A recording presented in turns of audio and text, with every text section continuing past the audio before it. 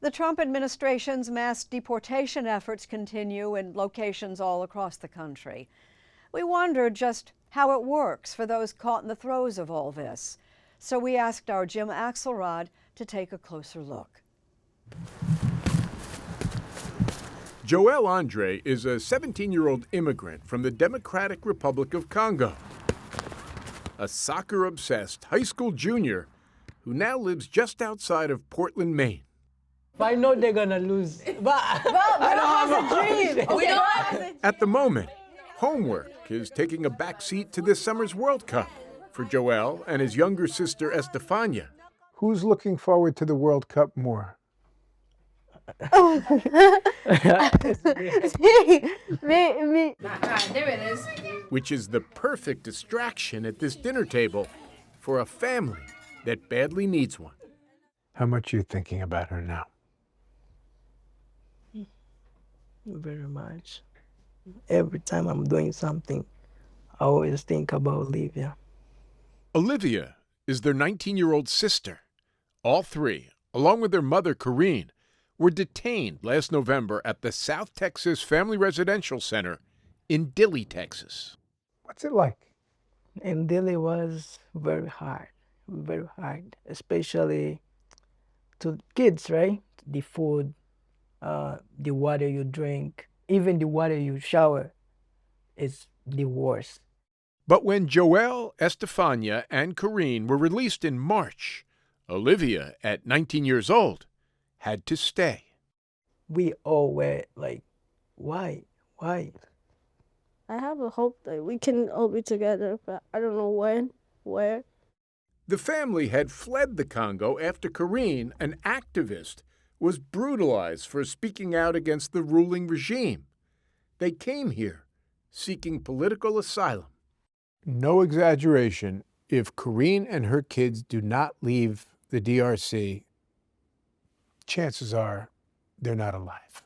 That's right. Yes.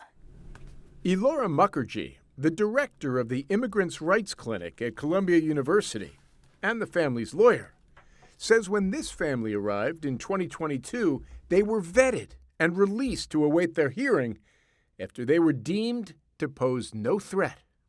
They comply with all their check-ins? Yes, they showed up for every single appointment and did everything they were supposed to do. But it wasn't enough. In February of 2025, a judge ordered them deported. Scared of being sent back to the Congo, they tried to go to Canada, but were denied entry and sent back to the U.S., where they were then sent to Dilly. You've been inside Dilly. Yes. Describe it for me. It is a series of trailers. Families and children alike consistently report that they do not have access to sufficient clean drinking water, that they found live worms, bugs, and mold in their meals. The lights are on 24/7, making it really difficult for everyone detained there to sleep. Those accounts have been repeated by dozens of detainees in sworn testimony, written letters, and interviews. We need to move quickly. More than 6,300 children have been detained by federal immigration authorities during President Trump's second term, some as young as 2 months old. Nearly half have been detained at Dilly. 97% had no criminal record.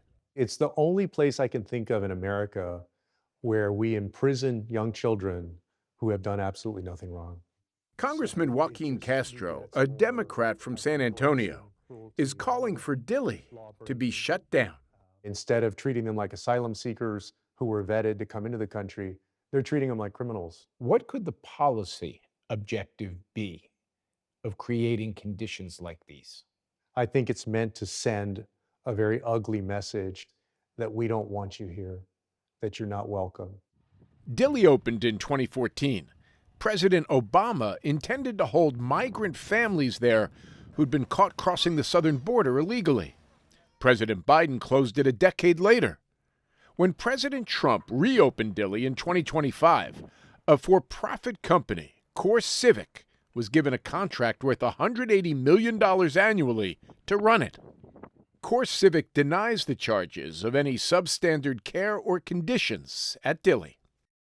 Joelle, Estefania, and Corrine were held at Dilly for almost 4 months. For like all we've been through, like going to Dilly just like broke our hearts. That alone violated something called the Flores Settlement, a federal order that's been in place for nearly 30 years, requiring the prompt release of children. One federal court has said that means no more than 20 days. Did you think to yourself, well, there's laws in place, we can't be here more than 20 days? Yes. But they broke all those laws. While a federal court has rejected a White House effort to terminate the Flores settlement, the administration is appealing. This is my 6th trip to Dilly since President Trump has been in office the 2nd time.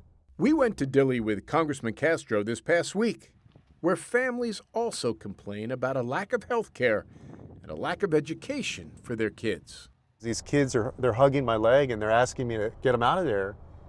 I mean, they're 4 years old, 6 years old, and they're basically in a trailer prison.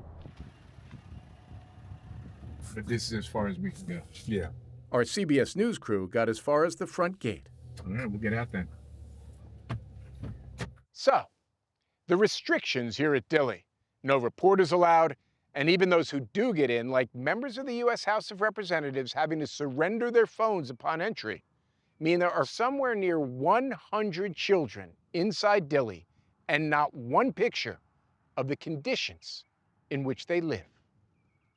They told us that there are 3 kids who are under the age of 3.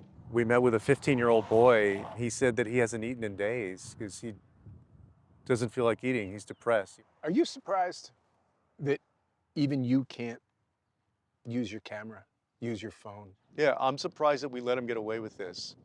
I'm surprised that we've not taken a stronger stand and said, when you've got a group of people, including kids, that have committed no crime, we're not going to put up with that. We're going to be able to see what's going on.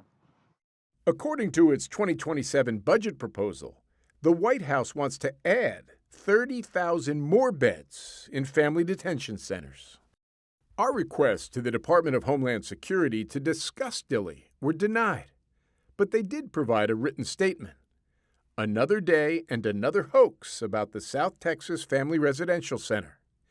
Any claim that there are subprime conditions at ICE detention facilities is false.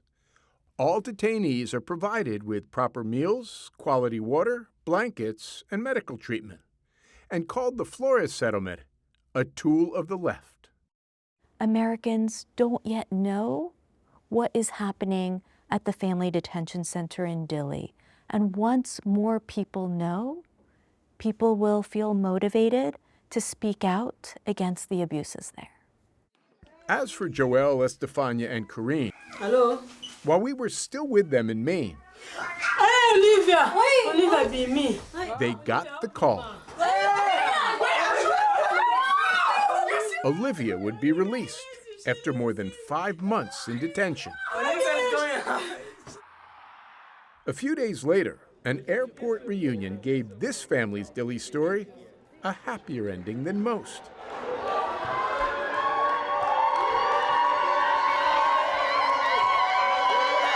While Joaquin Castro and others share the family's joy, he says this is the exception, not the rule. The government knows they're not criminals, and yet they're being held like criminals. And that it's what we can't see, where Congressman Castro thinks we should train our focus. To really understand what's going on with Dilly, we got to be able to see what's going on behind those walls. There's a brutality behind those walls.